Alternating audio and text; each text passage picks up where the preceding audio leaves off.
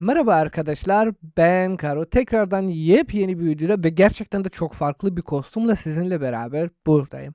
Bu video herhangi bir şekilde bir ücret karşılığı veya kendime herhangi bir şekilde aldığım hiçbir ücreti yoktur. Yani bu tamamen yeni bir konsepttir. Ne için ve neler yapıldı, yani nasıl yaptık bunu?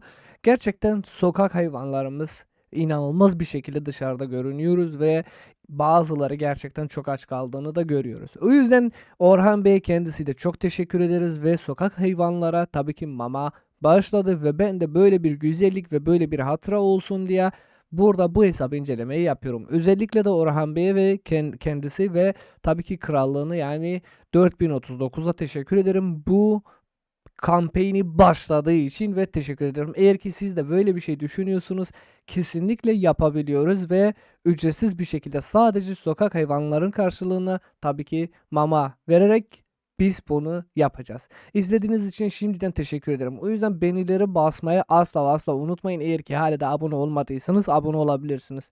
Biliyorsunuz diğer kanalımızda daha büyük. Burada sadece hesap incelemeleri yapıyoruz.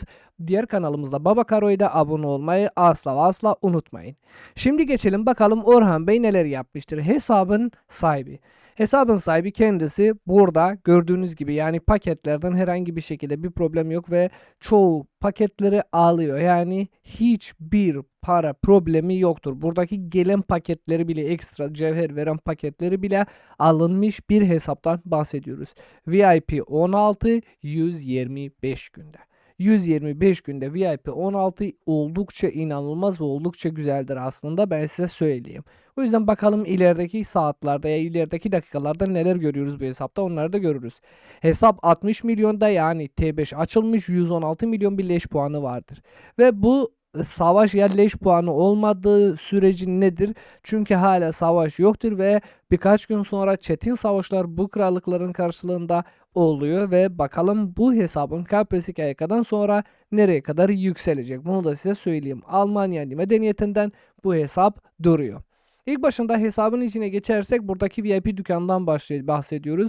Buradaki VIP dükkanda gereken her şey alınmıştır. Zaten materyaller falan ve ekipmanları da tabii ki alınmıştır. Hızlandırmalar da alınıyor. Yani cevher konusunda herhangi bir problemi yoktur. Teknolojiye bakarsak buradaki teknolojide zaten T5 açmıştır. Süvari ve okçusu açılmıştır ve piyadeye açılıyor. 29 gün bir hızlandırma istiyor ama bayağı hızlandırması da vardır. Onları da beraber görüyoruz tabii ki. Ondan harici biz burada direkt askerlere bakarsam kıta sayılardan 751K süvari T5 vardır, 330K okçu vardır, 279K piyade vardır, 42 tabii ki süvari, 8K okçu, T4 vardır ve T3'ler de buradan duruyor. Aslında burada T3 üretmesi değil, T4 üretirse tabii ki, çünkü T5'te açılıyor. Ondan sonrası rahatlık bir şekilde yani bunları tabii ki çevirebiliyor ve daha kolay hale gelebiliyor. Yani daha az hızlandırmayla yapılır arkadaşım. Bunu da size söylemek istedim. Buradaki okçu ekipmanı yaptığı için büyük ihtimal abonuz ağacı kullanıyor. O da gerçekten kendisi de biliyor zaten bunları. Benim söyleyebilecek bir şeyim yoktu burada. Hesabın üzerine oldukça iyi bir kaynak yoktur diyemeyiz. Burada ama çantada da bir kaynak vardır ve tabii ki kaynak tedariği de yapılıyor yani bu tarz hesaplarda. O yüzden kaynak tedariği muhakkak yapılması gerekiyor. Çünkü T5 hesaptan özellikle de altın, okçu ve süvarilerde taş ve gıda oldukça bir önemi vardır. Taş, gıda, yani bütün kaynaklar tabii ki önemi vardır. Burada bütün kaynaklardan biraz daha tedarik etmesi gerekiyor. Onu da size söylemek istiyorum. Hızlandırmalara geçersek, hızlandırmalara bakarsak burada 190 gün genel hızlandırması vardır. 52-53 gün iyileştirme hızlandırması, 73 gün eğitim, 8 gün araştırma ve 54 günde inşa hızlandırması buradan duruyor. Gayet güzel, gayet sağlam bir hızlandırma burada duruyor. Gerçekten tebrik ederim, yani birikim yapmıştır. Kıta kapasiteleri %50, kıta kapasiteleri 2 tanesi vardır. Bu Ziggurat'a yetiyor mu? Yetmezdir. Ancak VIP'si VIP'de zaten alıyor. Saldırılar ve savunmalar ve saldırılarımız da burada rahat bir şekilde duruyor. %10 saldırı ve %10 savunmalar ve %50 kıta kapasitesi. O yüzden bir problem yoktur. Yani bu tarz hesaplarda, bir balina hesabında bunlar rahatlıkla alınıyor. Ekipman kısmına geçersek burada süvari ekipmanlara 3 parça görüyoruz, 4 parça görüyoruz, 5 parça görüyoruz. 5 parça süvari ekipmanı buradan görüyoruz. 3 tane parça da okçu yapıyor. Yani gerçekten burada en ufak bir hata ekipmanda görmedim. Yani tebrik etmem gereken bir ekipman kısmı buradan görünüyoruz rahat bir şekilde. Burada size söyleyeyim. Ve tabii ki şu arada burada bir ayakkabı ve buradan da silah duruyor. Yani Aziz'in kalbin silahı da duruyor. Buradan da bazı mavi ve yeşil ekipmanlarımız duracak. Materyalde ama biraz eksiktir. Çünkü materyal yoktur çok fazla burada gördüğünüz gibi. Buraya geçersek ışınlamalar vardır tabii ki. Işınlamalardan bir problem yok. Pasaporta gerek yoktur. Çünkü kendi krallığından duruyor. Hiç herhangi bir problemi yoktur. 40 tane de altın kafa vardır burada. 40 tane altın kafa olduğu halde de gayet iyidir ve gayet sağlam. Yani bakalım ne komutanları fullemiştir. Ancak burada bir şey dikkatimi çıktı. Osiris Lig'in dükkanını. Osiris Lig dükkanında 2000 sikkesi vardır. Ben olsam 2000 sikkesiyle burada her ne kadar da balina olsam bile yani burada bu 10 tane alabiliyorum. 1010 tane %50 daha kapasitesi buradan tabii ki rahat bir şekilde yani 1000 sikke ile alacağım. O rahattır arkadaşlar yani bunu alabiliyor ve ondan harici de altın kafaları veya da burada istese çerçeveyi herhangi bir şeye alabiliyor rahatlıkla. Bunu da kafamda oturttum ve dedim ki size de söyleyeyim. Komutanlara falan geçersek bakalım komutanlarda neler vardır. Ama hala eğer ki bu videoyu izliyorsunuz birer tane beğeni atmayı ve abone olmayı asla ve asla unutmayın. Eğer ki siz de hesabı incelemek istiyorsunuz veya koçluk yapmak istiyorsunuz tabii ki ücrete karşılığıdır. Ama eğer ki sokak hayvanlara da yardımcı olursunuz ve destek olursunuz ben bununla da yani ücretsiz bir şekilde sizin adınıza yapabiliyorum. Bunu da haberiniz olsun.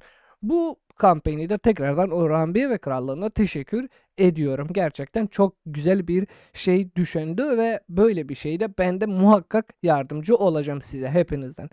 Komutan kısımlara geçersek buradaki bir 60 seviye santuzumuz vardır. 60 seviye bir Totmos'umuz vardır arkadaşlar. 561 tane altın kafa basılmıştır burada. Bir minimatomuz fulldür. Bir Chow Chow fulldür. Bir Piros'umuz 5552.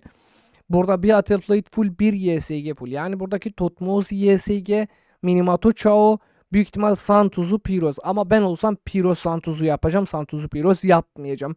Ya da hatta burada mesela Piros Athlete de yapabiliyor bu hesapta. Veya hatta Piros Santuz'u ve buradan da tabii ki yani Minimato Athlete de yapılabiliyor burada bu hesapta. Ya hatta Athlete Baybars Minimato Baybars da yapılabiliyor. Bakalım ilk başında kıtaları nasıl çıkartıyor? O önemlidir yani. Burada bakalım. Kıtalara bakarsak buradaki savaş kıtalardan burada bir şey göremiyoruz. Atterfleet burada sadece bunları görebiliyoruz. Ama ben kendime bir tane şey yaparsam yani burada kendi kendime bir tane bunları yapacağım abi.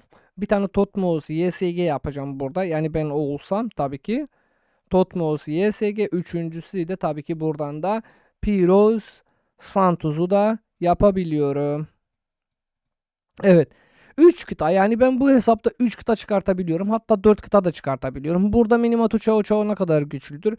Minimato Chao Chao güçlüdür arkadaşlar. Yani bunu kimse inkar edemiyor ama burada Minimato Chao Chao'nun yerinde yani başka komutanlar da kullanabiliyor tabii ki. Minimato Chao Chao'yu niye biz tercih etmiyoruz? Çünkü tek hedefli olduğu için. Ancak Minimato Chao Chao da oldukça güçlü oluyor yani. Minimato Baybars'ta kullanabiliyor bu hesapta ve rahat bir şekilde ve sağlam bir şekilde burada KP'yi kasabiliyor. Ve şu ana kadar da sadece 116 milyon leş puan kastığı da tabii ki savaş olmadığı haldedir. Burada komutanların A seviyede, ekipmanlar A seviyesi, tabii ki binalar, teknoloji ve kıtalarda S seviyede olabiliyor.